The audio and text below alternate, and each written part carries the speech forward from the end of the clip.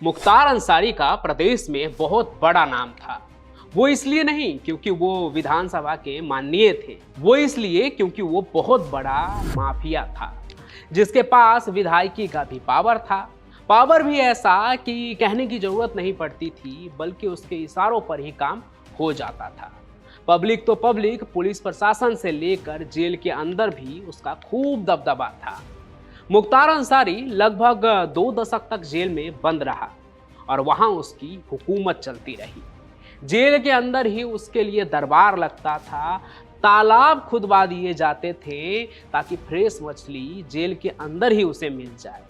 लेकिन अंत में वक्त ऐसा भी आ गया ना, जब मुख्तार को सेशन कोर्ट के जज के सामने फल और कुरकुरे के लिए गुहार लगवानी पड़ी।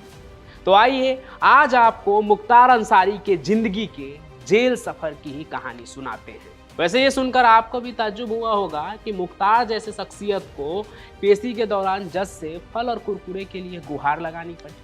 उसकी ताकत इतनी थी कि वो फल का पूरा दुकान ही अपने लिए मंगवा सकता था, क्योंकि वो तो भाई बाहुबली था ना जी।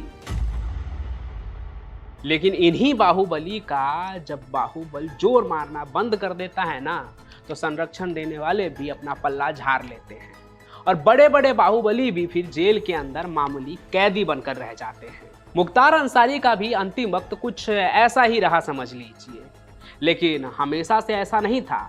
मुख्तार अंसारी जेल के अंदर कभी इतना लाचार और बेबस नहीं था। मुख्तार का रसूख और दबंगई जेल में भी खूब चलती थी। वो जो चाहता था वही खाता था। यूँ तो मुख्तार अंसारी की ज़िंदगी से जुड़े कई किस्से हैं जिन्हें लोग सुनते सुनाते आए हैं। मैं भी अपने चैनल पर कहानियाँ सुनाता हूँ, लेकिन मुख्तार को खाने का शौक किस कदर था, इसकी भी एक बेहद दिलचस्प कहानी है। अब देखिए, सच तो ये है कि कभी उत्तर प्रदेश की जेलें ही मुख्तार अंसारी के लिए पनाहगाह हुआ करती थी। यानी बाहर से ज़्यादा सुरक्षित वो जेल के अंदर रहता था, वो भी पूरे ऐशो आराम के साथ, जहां से मुख्तार अंसारी जेल के अंदर बैठे बैठे ही अपने कारनामों का ताना बाना बुनता था, उसे अंजाम देता था।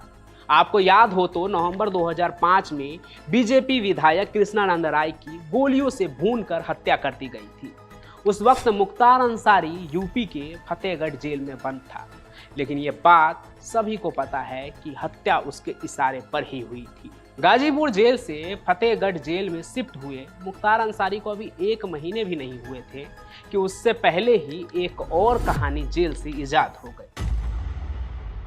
कहानी जेल के अंदर तालाब खुदवाने की। उस समय उत्तर प्रदेश पुलिस में आईजी हुआ करते थे ब्रिजलाल, जो उस जमाने को याद करते हुए एक कहानी बताते हैं कि गाजीपुर जेल तो मुख्तार अंसारी का घर ही हुआ करता था।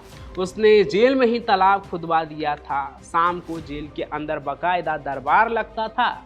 जिले के बड़े बड़े अधिकारी भी मुख्तार अंसारी के साथ बैडमिंटन खेलने आते थे जेल के अंदर ही। अब आप सोचेंगे कि जेल के अंदर तालाब क्यों और कैसे खुदवा लिया, तो देखिए, मुख्तार अंसारी को ना मछली खाना बेहद पसंद था, शौकीन था वो मछली का, और जेल के अंदर मिलता था सादा खाना।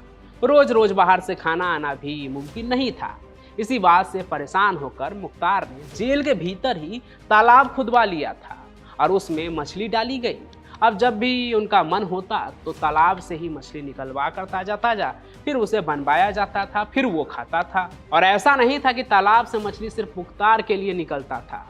कई बार तो जिले के कई बड़े अफसर, नामी गिरामी नेता भी जब खाना खाने के लिए जेल में आते थे मुख्तार से मिलने के लिए, तो तालाब से मछली निकलता था और दावत होती थी। इस बीच वो जेल में ही बैडमिंटन भी खेलता था। अब यहाँ सोचने वाली बात यह है कि क्या जेल में कैदियों को इतनी ही आज़ादी मिलती है? बिल्कुल नहीं मिलती है। जेल सजा काटने के लिए होता है, कोई पिकनिक स्पॉट थोड़ी है।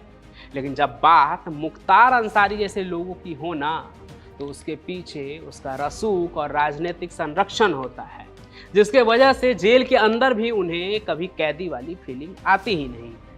और मुख्तार अंसारी के रसूख का अंदाज़ा आप इसी बात से लगा लीजिए कि जब यूपी एसटीएफ के डिप्टी एसपी शैलेंद्र सिंह ने साल 2004 में सियना के भगौरे के पास से एलएमजी बरामद की थी ना, और मुख्तार पर पोटा लगाया था, तब तो सरकार ही उनके खिलाफ हो गई थी। खुद शैलेंद्र सिंह भी बताते हैं कि उस समय उनके आला अधिकारी उन्हें इतना भला बुरा कहते थे जैसे कि उन्होंने मुख्तार अंसारी पर पोटा लगाकर बहुत बड़ा गुनाह कर दिया हो। तो आप समझ लीजिए कि जिस माफिया की हिफाजत के पीछे इतनी फील्डिंग होती हो उसे जेल से कैसा डर। मुख्तार अंसारी के लिए आगरा की सेंट्रल जेल हो, गाजीपुर जेल हो, लखनऊ जेल हो या फिर बांदा जेल, ये तमाम जेलें कभी उसे रोक नहीं पाई। कई साल पहले की बात है जब लखनऊ में राजभवन के सामने लखनऊ जेल अधीक्षक RK तिवारी की गोली मारकर हत्या कर दी गई। इस हत्याकांड में मुख्तार के करीबी शूटरों का नाम आया था। खुद मुख्तार अंसारी भी उस वक्त लखनऊ जेल में ही बंद था और इस हत्या की साजिश का भी इल्जाम उस पर ही लगा। इसके बाद तो बाहुबली मुख्तार अंसारी ना सिर्फ बांदा जेल बल्कि यूपी की किसी भी जेल में रहना नहीं चाहता था।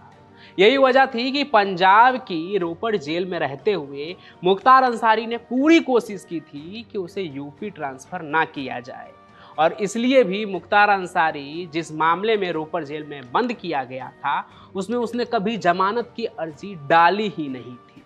आलम यह था कि बाद में जब मुख्तार पर जेल प्रशासन ने नकेल कसना शुरू किया और उत्तर प्रदेश सरकार उसको वापस से उत्तर प्रदेश की जेल में लाने के लिए सुप्रीम कोर्ट का दरवाज़ा खटखटाने लगी तो मुख्तार ने पहले तो अपने खराब हेल्थ कंडीशन का हवाला दिया, फिर ये कहा कि वो यात्रा नहीं कर पाएगा खराब हेल्थ कंडीशन के वजह से। वो चाहता था कि किसी भी तरह से यूपी के जेल में उसे ना जाना पड़े और उसकी जो भी पेशी होनी है वो ऑनलाइन ही वीडियो कॉन्फ्रेंसिंग के जरिए हो जाए। पर मुख्तार अंसारी की एक नहीं चली और उसे रोपड़ जेल से बांदा जेल में शिफ्ट कर दिया गया। और मुख्तार अंसारी यूपी के जेल में क्यों नहीं लौटना चाह रहा था, जबकि पहले तो वो यूपी के जेल में एकदम मजे काट रहा था, ये भी जान लीजिए।